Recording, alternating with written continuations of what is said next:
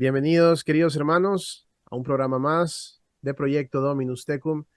Este día estamos muy contentos porque nuevamente tenemos a este gran invitado, amigo de nosotros, amigo de la casa, Padre Justo Lofeudo, que viene a exponernos un tema muy bonito. Vamos a tener una charla muy especial con él. ¿Qué tal, Padre? ¿Cómo está? Muy bien, muy bien. ¿Qué tal, Mario? Qué gusto de verlo nuevamente. Con el padre tuvimos oportunidad de encontrarnos en Medjugorje un Medjugorje. ratito. Compartimos con él junto a mi esposa, con el padre Beto también, que le mandamos un abrazo al padre Beto si nos está viendo. Y pues pasamos un momento muy agradable por allá. Así que ahora nuevamente estamos acá en servicio del Señor para trabajar para el Señor y vamos a tener un tema muy bonito, ¿verdad, padre? Sí, sí, sí. Y necesario, ¿no? Para este tiempo, porque hay tanta niebla. Sí, Y es bueno así que es. entre un poco de luz. Así es. Bueno, padre, no sé si podemos iniciar con una oración para entregarle este Sí, programa a nuestro Señor. claro, claro, absolutamente. Gracias. Bueno, nada mejor que con la oración que el Señor nos enseñó y luego la oración de nuestra Madre. Perfecto. Pater noster, qui es in celis, sanctificetur nomen tuum, adveniat regnum tuum, fiat voluntas tua, sicut in cielo et in terra. Panem nostrum quotidianum da nobis hodie, et dimite nobis debita nostra, sicut et nos dimittimus debitoribus nostris, et ne nos inducas in tentationem, sed libera nos a malo. Amen. Ave Maria, gratia plena, Dominus tecum, benedicta tui mulieribus, benedictus fructus ventris tui, Iesus. Sancta Maria, Mater Dei, ora pro nobis peccatoribus, nunc et in hora mortis nostre. Amen. Gloria Patri et Filio et Spiritui Sancto. Sicut erat in principio et nunc et semper et in saecula saeculorum. Amen. Bueno, vamos a iniciar este programa. Creo que estas preguntas o estas dudas, muchos las han estado compartiendo en estos días a través de los comentarios en el canal. Es referente pues, a lo que ya todos conocemos, el fallecimiento de Papa Benedicto XVI y todo lo que implica el tema relacionado. Eh, bueno, hace unos días atrás, publicábamos una imagen muy interesante que nos fue compartida. El padre también ya la recibió, creo yo. Sobre una imagen en el día del funeral del Papa Benedicto, donde se ve la cúpula de San Pedro y se ve en sí toda la Basílica de San Pedro con una niebla muy, muy densa. Se veía en tinieblas prácticamente el, pues la Basílica de San Pedro. Muchísimos lo relacionaban con que la naturaleza estaba hablando en ese momento, expresaba lo que se sentía, lo que se vivía. Claro, otras personas empezaron con que no, solo es niebla, si es niebla normal, que siempre hay niebla normal en las mañanas en Roma y pues ya sabemos que hay personas que ven unicornios por todos lados y que ven arcoíris y que todo está bonito y que todo está tranquilo, y tratan de no sé, como de fingir de que todo está bien, de que vivimos en una maravilla actualmente, cuando sabemos que estamos bajo prueba, bajo fuego. Entonces, ¿qué significa, padre, realmente para la feligresía católica, para todo aquel que comprende eh, la figura, lo que significó Benedicto XVI para los católicos? Porque yo sé que usted comparte la misma convicción que nosotros por el Papa Benedicto, un papa no comprendido, un papa que incluso es atacado luego de su fallecimiento y todo lo que ha aportado él para nosotros. Bueno, no podía ser de otro modo que fuera atacado, ¿no? Porque la guerra es una guerra espiritual, es la guerra contra Dios. Y justamente los hijos de las tinieblas no tienen que atacar a la luz. Y era el realmente que reflejaba mejor la luz, porque ha sido el fiel custodio, el garante del depósito de la fe durante todo el pontificado de Juan Pablo II y luego él. Fue el garante de la sana doctrina, la moral cristiana. Y todo eso es absolutamente no tolerado, ¿no? Para aquellos que hablan de tolerancia. Él ha sido gran obstáculo a esas terribles fuerzas del mal, que toman distintas expresiones, errores doctrinales, herejías, paganismo, inmanentismo, naturalismo, qué sé yo, apostasía, la gran apostasía. Entonces, era lógico, y justamente estaba pensando, ¿no? Esa imagen que estabas comentando al comienzo. Esa imagen también a mí me tocó, porque el Señor habla a través de tantas señales que nos da, a través de los acontecimientos, a través de todo, ¿no? Para el que quiere ver. Es cierto que uno no tiene que ver de señales en todas partes, pero algunas que son realmente sugestivas, Notorias. para decirlo de alguna forma, sobre todo porque se trata en este caso de la cúpula. La cúpula es la parte más alta, es la cabeza. Y la iglesia, la Basílica de San Pedro es la que representa a toda la iglesia en el fondo, ¿no? Entonces, no es la sede del obispo de Roma porque es a San Juan de Letrán, pero sí es la sede del Papa en cuanto a la iglesia universal, digamos. Entonces, siempre de ahí se da, por ejemplo, la bendición Urbi et Orbis. Entonces, ¿qué pasa? Que de pronto esta cúpula, un 11 de febrero del 2013, cuando Benedicto da su declaración, que dice que deja el gobierno de la iglesia, no deja la iglesia, deja el gobierno, pues cae un rayo en la medianoche. Y a mí me hace acordar aquellas palabras del Señor, ¿no? He visto a Satanás caer como un rayo. Cayó un rayo sobre la cúpula. Y ahora esta cúpula desapareció. Es decir, había niebla, pero la cúpula no se veía. Llegó un momento que no se veía. Y me comentaba alguien, un italiano ahí, que vive en Roma, y dice, yo nunca la vi así, que desapareciese totalmente la cúpula. Así que yo creo que algo está diciendo, ¿no? Justo ante el funeral, ante el momento de ese tan especial. Por ejemplo, yo me acuerdo otra señal, hablando de otro funeral, este no pude estar. Hubiera querido estar, pero no pude. Pero el otro sí estuve, el de Juan Pablo II. Y eso lo mostró la televisión. Se veía sobre el ataúd el Evangelio y cómo iban corriendo las hojas. Y al final se cerró, como diciendo terminaba un cierto tiempo, porque aquel fue el Papa que llevó a Cristo a todos lados, ¿no? Donde iba no a hablar de política ni de clima, iba a hablar de Cristo, hablar de Cristo como único Salvador, es decir, dar ese anuncio y como diciendo, bueno, ya esto se terminó. Y ahora también se ve que se termina algo. Entonces, esto es lo que estamos viendo, que hay una gran confusión. Esa niebla es la confusión, esa niebla es lo que estamos viviendo y lo que podemos vivir.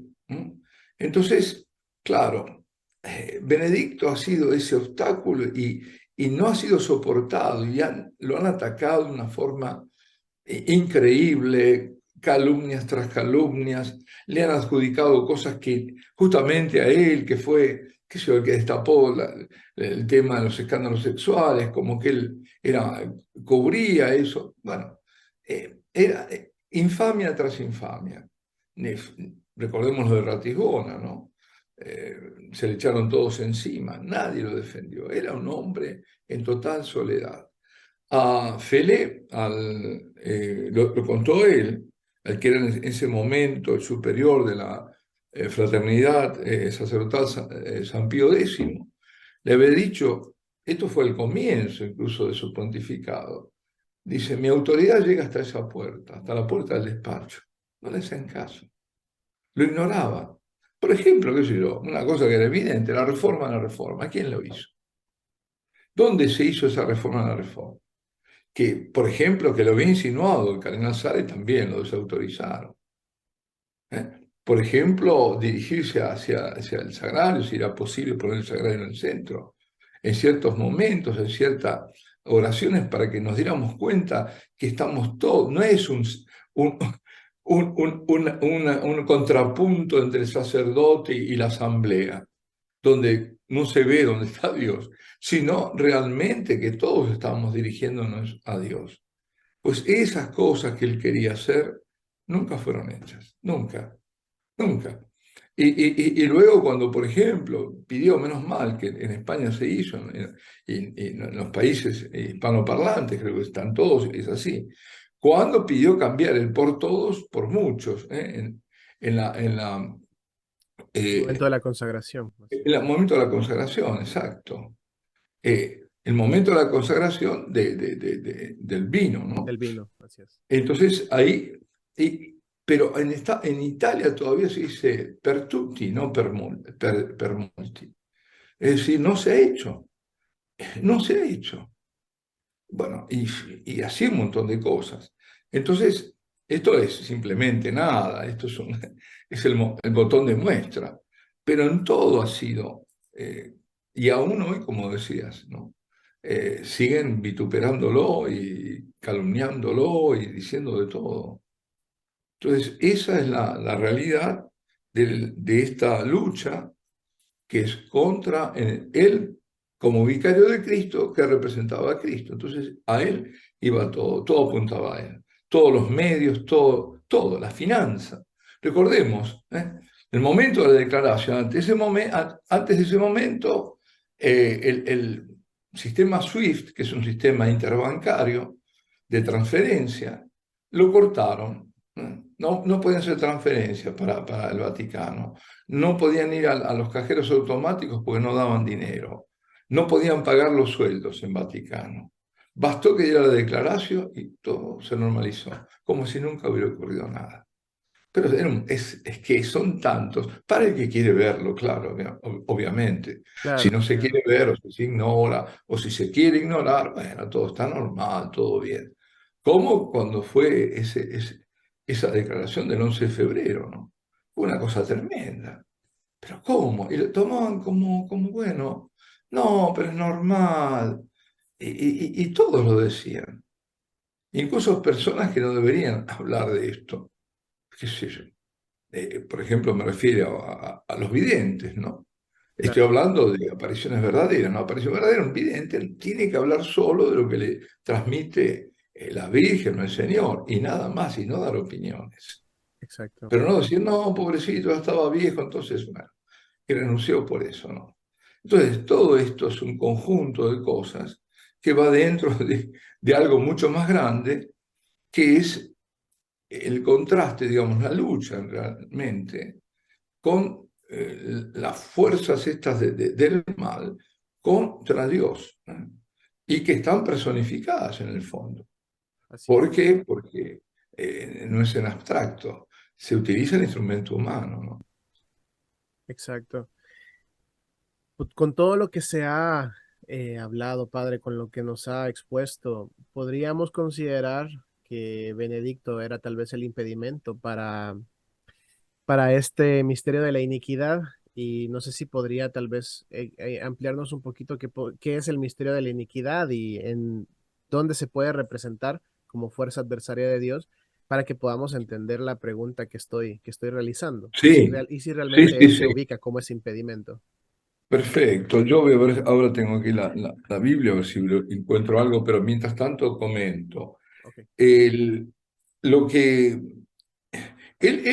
como decía antes, sin lugar a dudas representó el, el impedimento, el obstáculo a que se manifestase completamente este misterio, de iniquidad, esto que es el mal en todas sus formas y cuyo propósito ¿cuál es? La destrucción de la iglesia. En el fondo, la destrucción de toda la creación, del hombre, pero el obstáculo más grande es la iglesia, es decir, dentro de este misterio de iniquidad, el primer impedimento, ¿cuál es el impedimento? Es la iglesia. La iglesia ha sido el obstáculo, siempre. La masonería, ¿qué tiene como enemigo? La iglesia católica, porque la masonería es parte de ese misterio de iniquidad, de ese mal. Vamos a ver, entonces, claro, lo que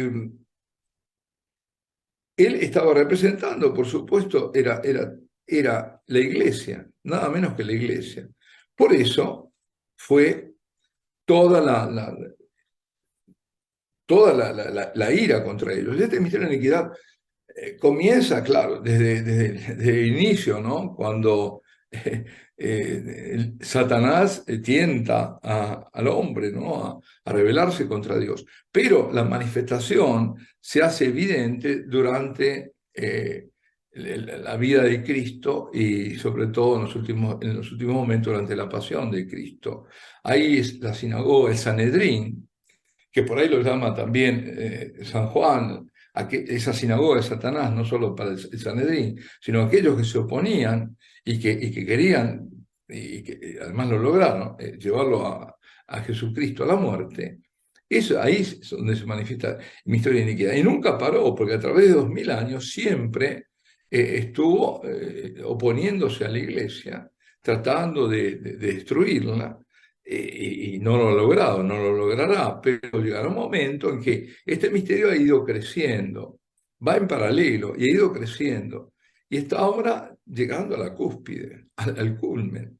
Es donde parecerá que la iglesia, que tendrá que pasar por la misma, es decir, Pascua del Señor, tendrá que pasar primero por toda la pasión, y luego cuando parecerá que está muerta porque no se replegará, huirá al desierto, como dice en el capítulo 12 del Apocalipsis, ¿no? La mujer en ese caso es la iglesia, que huye al desierto, les da las alas del águila para estar alimentada durante todo ese periodo, que es el periodo de la tribulación, y que será alimentada ¿cómo? Sobre todo con la Eucaristía, ahí no faltará, en esa iglesia que estará replegada. Ahora, eh, esto del impedimento y demás, que habrán escuchado que muchas veces se lo nombra con el término griego, catejón, se saca de la segunda carta de San Pablo a los tesalonicenses, que ahora aquí la acabo de encontrar, en segundo capítulo, ¿no?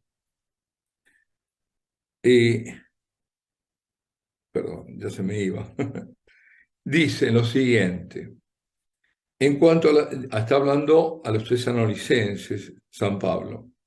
En cuanto a la venida de nuestro Señor Jesucristo, de nuestro encuentro con Él, os rogamos, hermanos, que no se inquiete fácilmente vuestro ánimo, ni os alarméis, ni por revelaciones, ni por rumores, ni por alguna carta que se nos atribuya, como si fuera inminente el día del Señor, es decir, la venida del Señor, ¿no?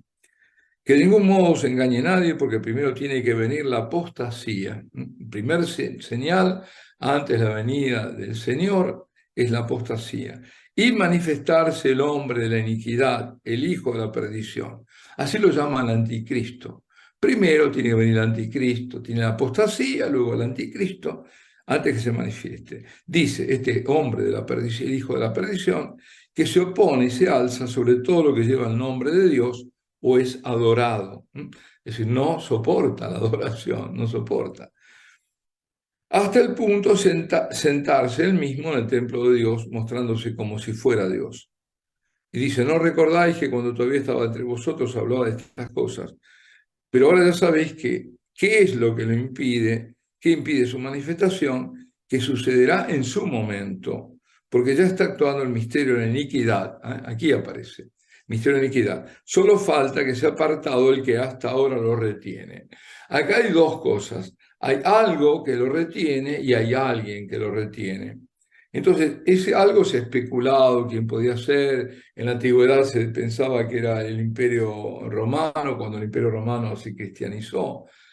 Pero en el fondo no es eso, es la propia iglesia y dentro de la iglesia es el papado, ¿eh?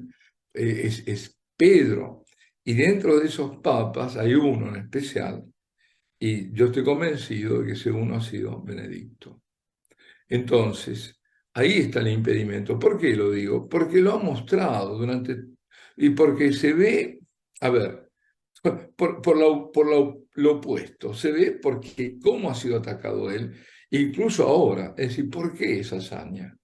Porque él era el impedimento. Había que aniquilarlo, había que destruirlo, había que taparle la boca por todos los medios. Y eso lo han logrado parcialmente. El que quiera ver y que busque la verdad y la luz no va a ser engañado, pero muchos sí han sido engañados. Lamentablemente sí, lamentablemente son muchos, muchos los que han sido engañados, muchos se han dejado llevar por qué sé yo, sarta de cosas que se han dicho de él, que se han mencionado. Otra, pues esta neblina que no es algo solamente como simbólico, sino que es algo real que sucede en la actualidad. Muchísima gente camina en neblina como si no viera más allá de lo que tiene pues al frente y no sé, como que tratan de pasar desapercibidos de lo que realmente está aconteciendo. Es que hay una También, gran confusión, perdón, una gran confusión doctrinal y moral. Ese es el tema. Es decir, son los puntos importantes, la fe y la moral. Entonces, cuando uno quiere hablar de la fe, de la doctrina de la fe, de los artículos de la fe o de la moral cristiana, va a contracorriente totalmente, porque la gente ha asimilado un montón de cosas como normales, cuando son abominables a Dios. No es que no sean anormales, son abominables a Dios. así es. Y ahora, padre, que usted menciona estas abominaciones, quiero comentarle a nuestra audiencia que esta es la primera parte de nuestro programa. Me van a decir, no, no terminen, por favor, que está muy interesante, queremos saber qué sucede, qué acontece, porque lo que se viene ahora es hablar sobre estas abominaciones, sobre estos, digamos, paradigmas o situaciones de comportamiento que están atacando a nuestra filigresía, a la doctrina, y que van a tratar pues, de desviarnos del camino. Ahora ya sabemos pues que este impedimento de la iniquidad ha dejado de existir terrenalmente, claro. Eh, entonces, ¿qué es lo que viene ahora? Luego de darnos cuenta que esta protección, que esta, como usted lo ha llamado, este catejón, eh, pues parte se hace a un lado, que puede venirle a la iglesia. Entonces, esto lo vamos a ver en el siguiente programa junto con el padre. Le voy a comprometer ya al padre de volver a vernos en un siguiente programa para poderles explicar un poquito de esto. Así que, hermanos, les agradecemos por haber estado con nosotros, por haber pues, participado activamente. Sabemos que tenemos muchos comentarios, muchas posiciones, muchas ideas a través del chat. Y les invito a que sigamos comentando, que sigan escribiendo y sigan compartiendo este video. No se pierdan la segunda parte que se viene muy pronto y le pido al Padre si nos puede conceder su bendición para finalizar este programa. Desde luego, desde luego. Invoco además la protección y la intercesión de María Santísima y de San José. Y la bendición de Dios Todopoderoso, Padre, Hijo y Espíritu Santo, descienda sobre todos ustedes y permanezca para siempre.